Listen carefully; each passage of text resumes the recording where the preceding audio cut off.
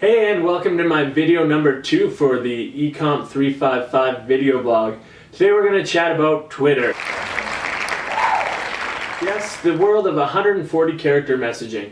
For many people, 140 characters seems like a concise way to send a message. For those of us who remember the limits of SMS messaging, we're practiced at comprising these little forms of communication. So, where do we start with Twitter? Well, let's start with a brief history of Twitter.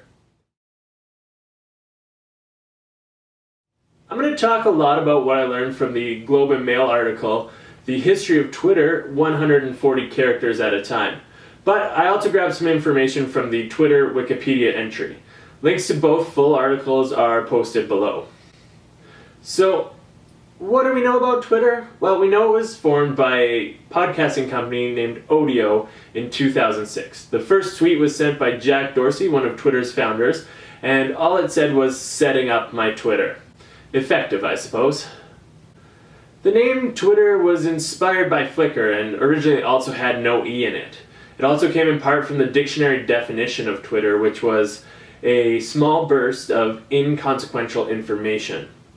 That definition alone is how many people originally used Twitter. Bursts of small, inconsequential information. And in fact, it was how some people still tweet today. When I signed up for Twitter in 2010, it was mainly to communicate on a social network other than Facebook. Twitter posts were small and mostly in the vein of Facebook updates. I'm at work eating a bagel, or did you guys see that new show last night? It's called The Walking Dead, and it's based on a comic book. It's totally awesome. Now Twitter has become so much more. It's a place of real social change.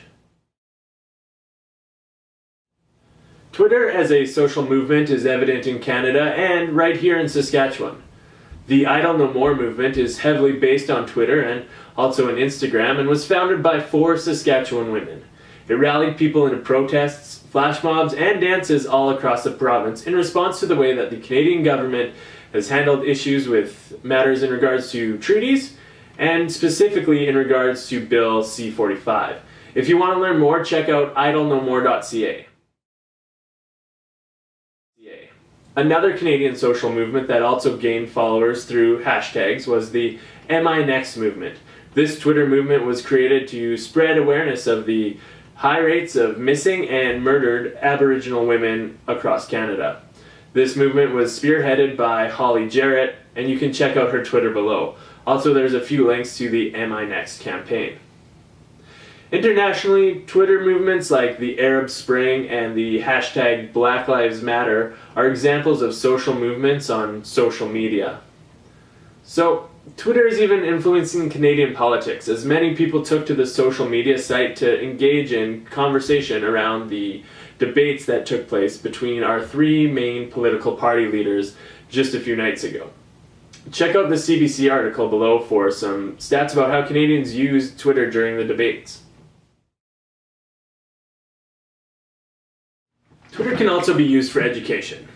Not only is Twitter a space for sharing opinions and small bursts of inconsequential information, it can also be used to share news articles, websites, blogs, and other spaces of learning. Sharing resources, however, is not the only way that Twitter can be useful in the classroom. There are hundreds and probably thousands of web pages and websites dedicated to showing educators and students interesting and unique ways of using social media, and specifically Twitter, in the classroom. How can you use Twitter in the classroom? Well, use it for things like project brainstorming, connecting to others around the world, publishing links or sharing links to published works, publicity for your events or blog posts. You can use it for live meetings or discussions. Twitter can serve as a support group when you're struggling with a difficult task. Twitter also provides a way to virtually attend conferences and workshops or conventions through hashtags or by back-channeling or live tweeting during an event.